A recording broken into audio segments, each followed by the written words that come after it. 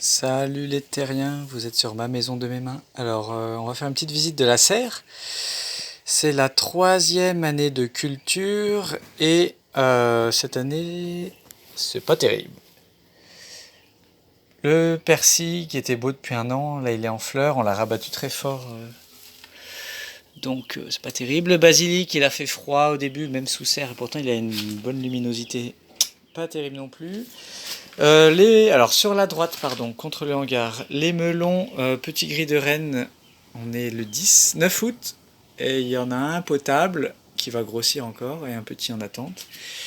Sinon, il n'y a rien d'autre. Il y a un pied qui est mort. Les tomates, ça c'est mort, ça c'est maigrichon.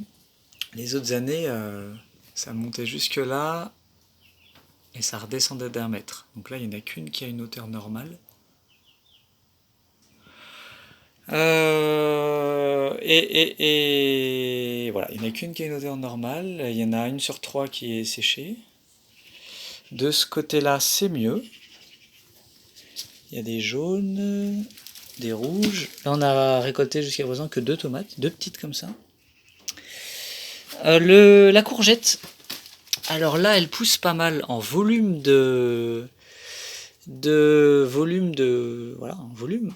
Mais par contre, les légumes, on n'a jamais pris. Ça, c'est ce qu'il y a de plus gros. Et ça va finir par pourrir. Voilà, il y a déjà des spores de moisissure dessus.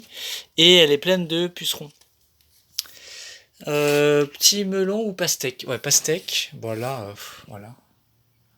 Le pastèque, elle a un mois et demi encore pour pousser et faire 3-4 kilos. Donc, c'est pas terrible non plus. Courgette ici. Petite courgette ronde, je crois. Bah, il n'y a rien.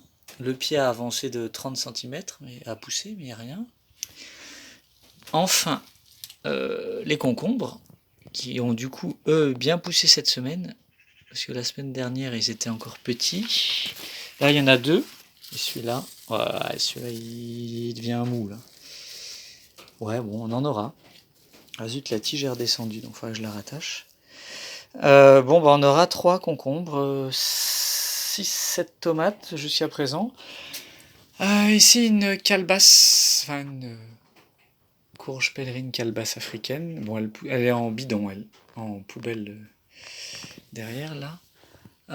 Bon, bah ça pousse bien. Après, fougères, elles sont pérennes depuis avant la construction. Et voilà, là ça sèche.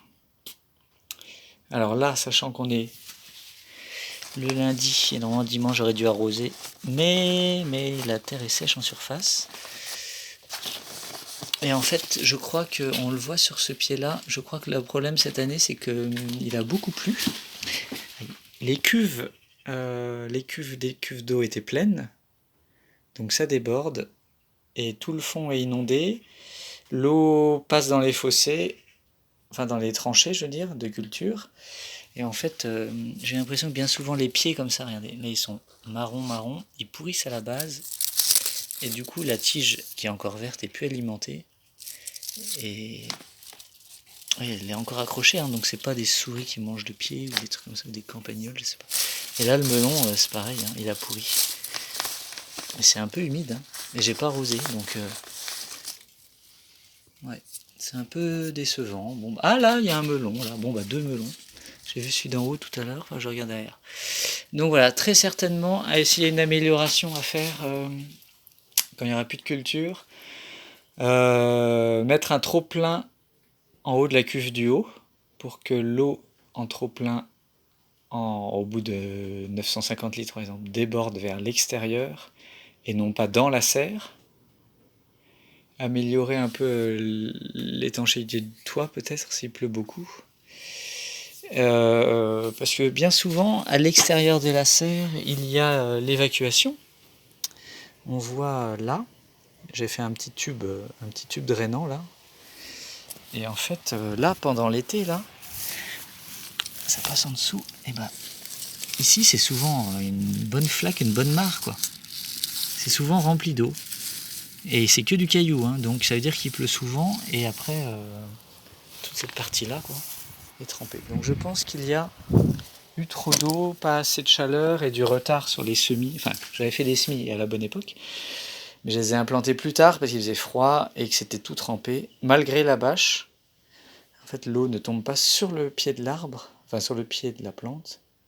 Je pense que c'est par en dessous, par bassinage, par inondation. Et il pleut plus que le sol ne peut, que l'eau ne peut s'infiltrer. Donc voilà. Donc cette année, voilà, c'est un peu limite. Bon bah allez, salut et bonne continuation.